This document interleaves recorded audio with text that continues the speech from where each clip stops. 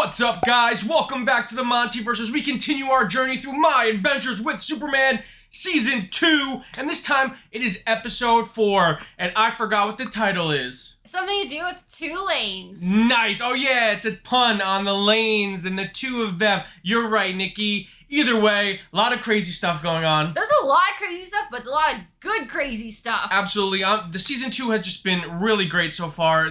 There's zero momentum lost between the seasons. The show is still fantastic. I'm so excited to jump in. Are you ready? I am ready. All right, guys. Starting My Adventures with Superman Season 2, Episode 4 right now. I think I read a spoiler online that said Superman was in this episode. Oh, God. I'm sorry about that. I'm really excited to see him. So, I mean, I guess that's good. called a house meeting.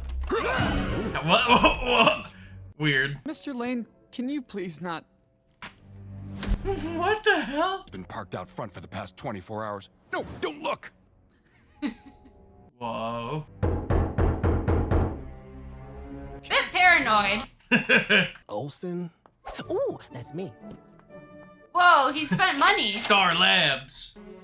Or no, maybe he got sent something for free. You are invited to the 23rd Annual Star Labs Symposium. Oh. Ooh. Science, technology. This is the first time we've seen Star Labs? Group in these. They've mentioned it, You're I right. think. This year's topic is alien life. And you, James, Whoa. Whoa, like his best friend. friend, are invited to How do they know that? What? I can't believe it. Aw. That's sweet. Also a little sus. How is he this stupid? Oh. That he's not like Superman's best pal? And Clark's best pal? Yeah. And they look very similar. But you know, it's the magic of glasses. The glasses are very powerful. Take it from me. No one knows that I'm really Henry Cavill. Shh. Oh my God, Henry Cavill was just here. What? Where was he? It was right there. Whoa, that's crazy. Keep missing each other, and Oh my God. Communication. Just talk about it. I love. Oh. Ah. She's not gonna know what he loves. Oh God. Nice. Yeah, There we obviously go. he's gonna spend something. CEO Hamilton, Pentagon General Wade Eiling, Senator. Oh, General Eiling. Whoa. Jimmy? These are a lot of Easter eggs. What? Clark, I need you there. Right, it's about aliens. Makes sense to. And they like his best friend. I need Clark, my best friend. Aww. Aw. And #1 hype man. Yeah. Dreams, hype man. They should match. I Red. know you can do a quick change. Oh, they're for him. He bought him a suit. Oh yeah. That is, Jimmy's the best pal. Maybe tell him about the job offer and yeah. Why wouldn't you tell Clark about it? Cause she's, What is this? Lois is not great with communication. But she's a writer. Dad. Oh, Aww. flashback. Little Lois. Gotcha! Oh. Oh, okay, I thought this was gonna be a lot darker. Like he was training her. Use yourself. What is this? You're next? I know. Or psych. And you'll always find your way home. Doesn't Omma's name mean star? Her Korean name, Whoa, astronomy. Aw. Un Silver, Byul Star. Unbyul. Whoa. She's always tired. She doesn't even help with homework anymore. Oh. Every contact leaves a trace. So he was a good dad. Oh my God, you're right. This is kind of like Psych now. Yeah, it's very psych-esque. Sick. That's cool. Oh, they look Just snazzy. two cool dudes. Dork. To the Star Lab Symposium. Yo, Jimmy's a real one. Yeah. He's got money and he puts his friends up. That's a Gundam shield. Oh my God, that was the shield from the original Gundam. Sorry, I'm a nerd. Don't ever be sorry about that. Flamebird? Whoa. The thing with Superman. What? Amazing. Can you take our picture? I'd love to. Now that's good humor right there. Save Superman's life once. Pretty sure I saved him at least a dozen times. That's pal Jimmy Olsen. Aw, I always love that name for Jimmy. Times. I'm counting when I covered for you in college, and also every time I dragged you to a party. Wow. See next. Everything! Nice. Jimmy's that dude who spends money on his friends. Like, he brings his friends with him. Yeah, like he's not gonna exclude them just because he's rich. No, he lifts them up. Yes. Which means he is the best pal. He's everyone's best pal. What? That seems a little dangerous. A little. Lois! Whoa. Dad? Oh, you always do this. What does that mean? What does that mean? Oh! Damage? Instead of running off. I'm not running off. I have a plan. So bad communication is hereditary. Yes. Seriously? Or we do this my way.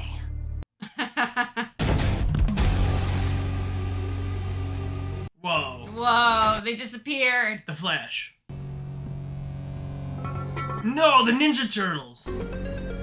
Man, so many references. Whoa. Crazy. You know, in this situation, I'm not really. Oh boy. Wow. That being myself could be good. Aww. It was when I walked into our dorm room, and you told me we were gonna be friends. Oh. Hey, no getting mushy. Alright, that's pretty funny though. Please report to the auditorium. Man, I love shows that celebrate positivity amongst men. Romances. Aw, that's such a sweet notion. Yeah. Oh no. Wait a minute, did they not prepare him ahead of time? James Olsen, This is actually a real, scientist, like, psychological thing. founder of Lex and rising star. Oh, they're finally gonna interact. Like, what kind of symposium is this? We could Set up by Lex Luthor. spot it in these tunnels. He's attacking Superman on two fronts. Keep moving. Oh no, you got crisscrossed. It's an open wound in a sewer, Dad. Gross. Chill. That is very gross. That's really gross when she mentions it that way. But I'm glad that they actually can acknowledge stuff like that. Whoa. He's older now, you can tell via hair growth. 8 minutes from start to And fashion. finish. You've done better. Oh no! Start by Now he is training her. Big bear, Yes. little bear. It's the only thing he knows how to do. I mean, I can't really blame him. He's So- trying his best to keep her busy. Christine then. How's she? Kristen, we haven't talked since Mom. Aww. Well, they should. If they really cared, they would. Aww. Oh. It's just not fair. Does Lucy not exist in this universe? I feel like they mentioned her sister. I don't remember. I'm not 100% sure either. This, you know. I learned Wow. She turned out pretty okay. All things considered, yeah. Does that mean you'll stay? Oh, shit. What? Atomic Skull? He chooses to use his powers to do good. Oh, so he's presenting the other side. Yeah. Oh, okay. James, I love you for using that word. So Lex is looking to Superman. attack him. Yeah. Why do we trust an alien to say what's right for us humans? Okay. And he decides that we shouldn't have it. Who stopped becoming a monster just like him? Knowledge is power, and Interesting. the city used to be safe. It used to be normal. I say Ooh. Superman went Yeah. back to where he came from. So what are you saying? Oh. Earth should just be for Earthlings? Wow. Wow. Very interesting turn of events. Max Middleman, he's really good at Oh. playing this version of Lex. Oh, hell yeah. Don't touch the bear. Win. Oh, Toyman, Took you long Who's that? a Superman villain. Winslow shot. Robotics and demolition Oh. expert. That was actually perfectly timed. It was. Why won't you trust me? Haven't I proven I'm good enough? Aww. You leaving hurts me, Dad. Please, for once. Wow. Win. I won't need that passport. Wow. Aw, too bad. I really think Oh. You were luring me out. All so Waller could Oh, capture. scumbag. See, Ugh. villain. You knew it. You called it. Mommy doesn't need you anymore. Oh. Not gonna lie, I like the blue suit better for Deathstroke. Fair. Yeah, this one looks a little weird. Yeah. Cause he's Toy Man. I like the design of the Deathstroke suit, but Ooh. But not the color? I feel like it makes him look too generic. Yeah, because the colors I don't think contrast enough. Yeah. Whoa, they were really close by. That Gundam shield is sending me because I love Gundam, and it's not something I get to talk about nearly as enough as I should be able to. Yes! Oh! Lois! Oh! Sam, I'd say nothing personal, but you were never my favorite. Okay, his Chris Parnell's version of Slade is growing on me. I really love this like shithead version that we're getting this season. Is he usually not a shithead? Not nearly as like quippy shithead as this. Oh! We're just missing a beam saver, baby! And now we're really talking Gundam. Oh! This music is metal as shit. No, this is a great sequence. Oh, his sword's on fire! Lois! Dad? Whoa! Ooh. Nice. Oh, no! Wow. Gotta let him take that one. Aww. No thanks to you. The cutting edge What? defense technology, and he broke it all like a child's plaything. Okay, did they somehow all miss everything? Him, you're wrong. If you But think see, you can control all he's him, doing you're is planting the seed of doubt. man is the number. But they should have like cameras everywhere. Come Doesn't on. matter. It doesn't matter. But they shouldn't all turn against him. Some of them should have common sense. I would not be here today without you. Ugh. You're a real pal. You know that? Oh. Jimmy? That guy in the back has to be based off of the reporter from Ted Lasso. I'm 100% convinced. They look exactly the same. Whoa. Besides, anything is an improvement to living with Kent. Dad. Oh, Lois, there's just something off about him. Aww. Come on. He's He literally let you stay for free. This is crazy because all of these feelings of just when he was starting to feel like he belongs. I know. But, Oh, why did he fly away? Damn it, he should have been able to hear that though. He really should have, and also should have realized, hey, there's gonna be more to that if he knows her well enough. No, but he could definitely hear that. hey, I can't make it tonight. Dad stuff came up and... Oh, But I promise we'll talk tomorrow, yeah? this is what's gonna lead him to go look for Kara because he feels so alone. Yeah. And you get this message. I'm tired of being alone. I thought you might be too.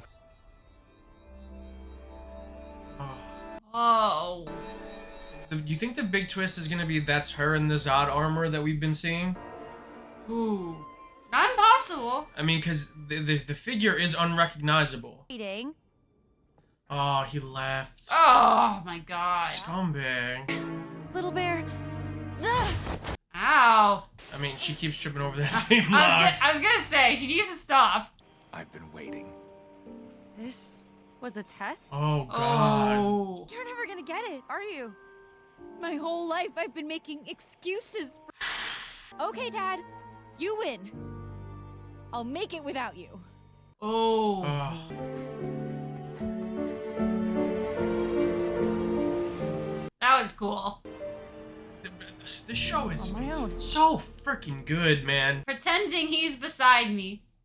You've got an alien problem. Task Force X has an alien solution. My God. Oh, what- come on. Gone, all of us. Oh, Hank. Whatever you need to deal with Superman, you'll have it. This is so absurd, though. These are all Superman antagonists, by Because the with way. us in charge, Oh, okay. That's what the Easter eggs I was talking about. Earth is safer than Oh. ever before. It's so ugly. That's got to be Kara. I think that's gonna be the twist. Oh. It's very possible. I think that is a reasonable twist. All I know is that the promo poster does have kind of that image of them allegedly meeting her, but we'll see. It's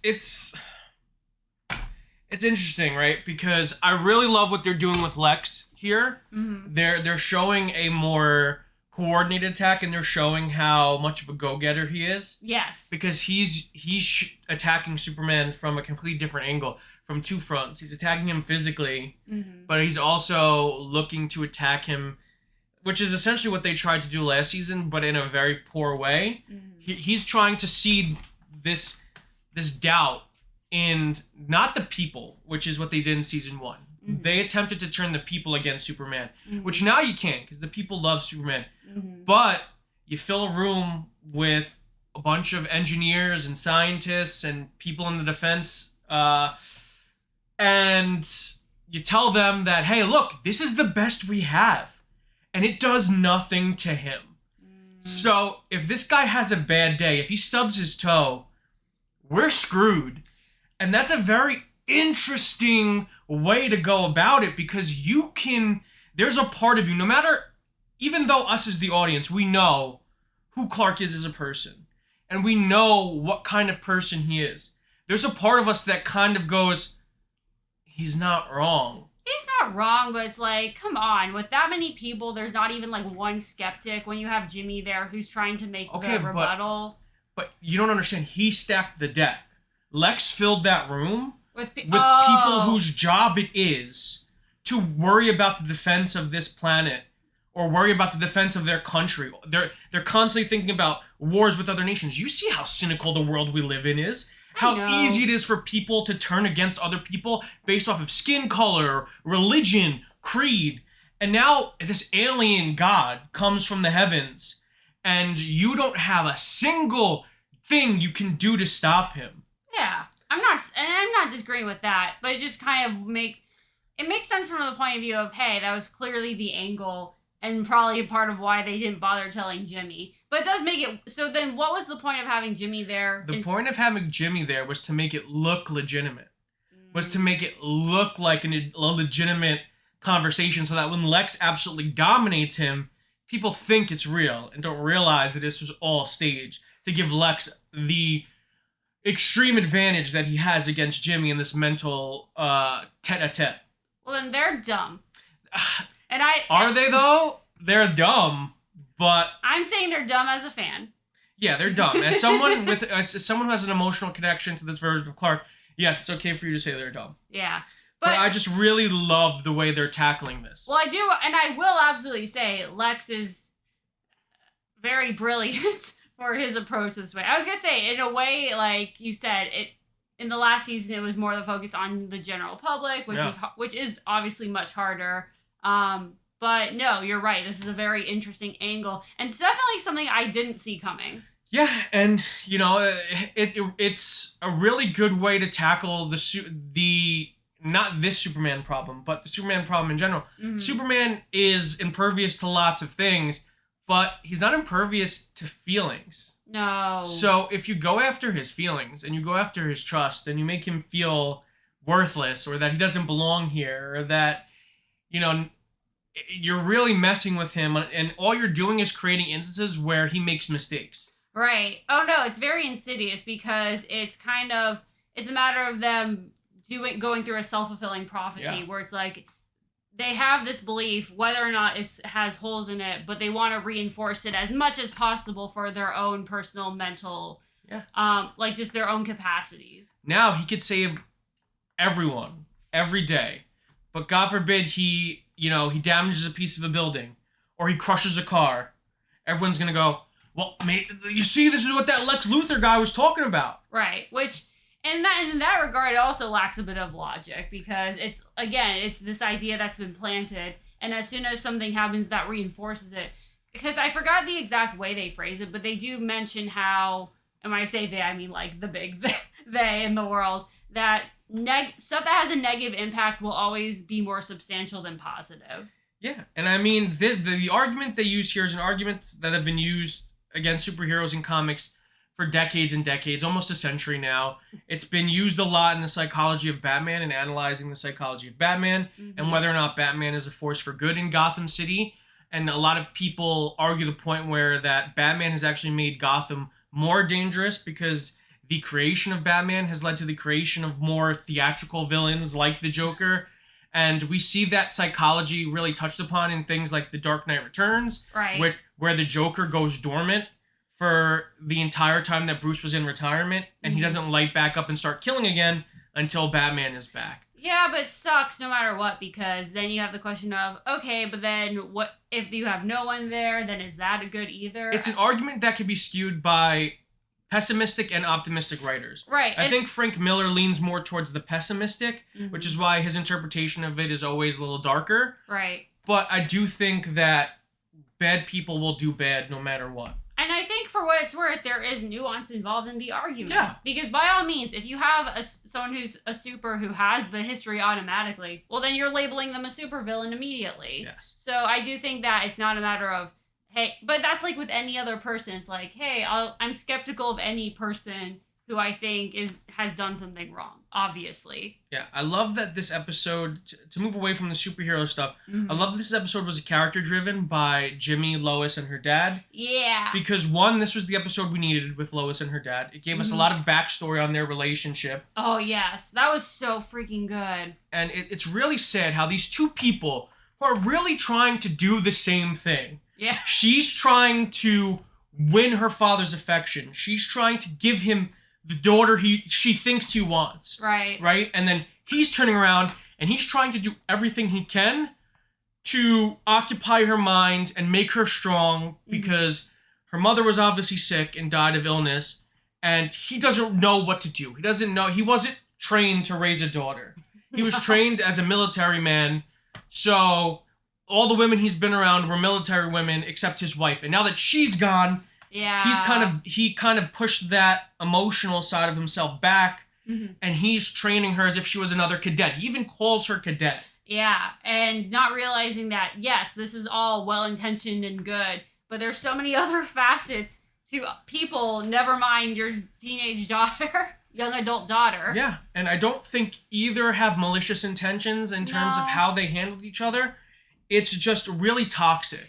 It's toxic to be, and also his job is toxic. Yeah, it's the whole situation's toxic, but I don't think there's any malice there, and I don't think they meant to hurt each other the way they did. No. More so him hurting Lois, because if anything, Lois is just lashing out because she's tried her best for 2 decades to win this man's affection. And there was a lot that there was also, again, we say this a lot, a lack of communication to where the part where she's complaining about her mom not helping her anymore that's so hard to watch because if she doesn't understand, it's hard to fault her for that. And instead of him sitting her down and being like, hey, this is what's going on, talking to her like an adult, he is trying to baby her. He's trying to protect her instead of treat her like a human being and say like, hey, we're Lanes, we're tough. I think it's just a matter of he doesn't know how to communicate outside of his own language. He doesn't know how to exist outside of being a soldier and raising a small child. Which is sad because he clearly has the capacity for it. I mean, the scene where he's spelling out the Korean characters for her, like that's a side of him I didn't think we'd ever see. But this is why I really like this show, because there's really good writing and it informs the characters a lot and very little. That scene took place while his wife was still alive. I know. Oh, yeah. So there was still that softness there that she brought out of him. Right. There was still that gentle side of him that she was able to coax out. Right. But then after she dies, he's much more... you could see the stance change. How, like, before he was, like, hunched over and very soft in his stances.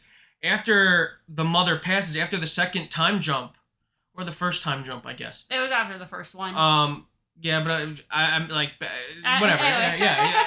After the first time jump, you really see that he's standing upright. He's talking to her like she's a soldier. He's talking to her like she's a cadet. Right. I mean, the biggest thing, it's a matter of he just handled his grief somewhat poorly to the point where it did negatively impact her. And it's not that he can't ever go back to it. He just has never allowed himself to do so. He was taking out the hurt he felt on his daughter. He, in an attempt to try and get her to not feel pain, he hurt her more than anyone could have. Yes, it was very counterintuitive. Yeah, it's really tragic.